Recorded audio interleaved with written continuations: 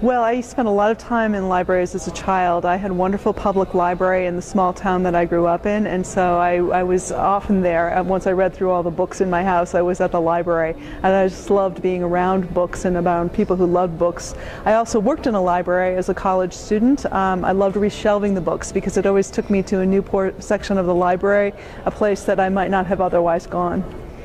Well, I think I'd have to say all the librarians that I grew up with that were my favorites. They were wonderfully helpful and just created a space that was terrific for a reader to be in. I loved reading, and as I said, I read pretty quickly through all the books in my house growing up, and we didn't have a lot of money growing up, and so to be able to go to the library and to find any book that I wanted was just an incredible wealth of information and story, and that continued with me as I grew up, as I went to college, as a young adult as well.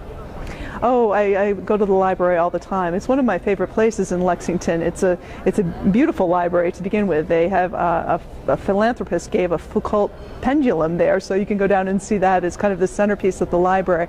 But as well, it has just a tremendously rich collection, and it's a wonderful space for kids. I have two children, and I went there almost every week as they were growing up.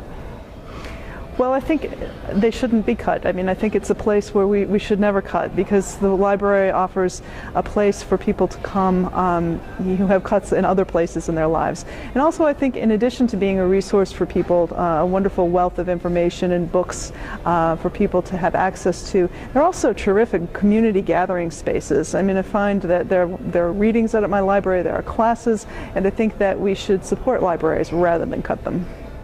Oh, I think books should be freely available, and I think that, in the case where a parent might feel that a book is inappropriate, that's a parental choice to make, not a choice that the library should make. I think the library should be for the free exchange and easy access for all books.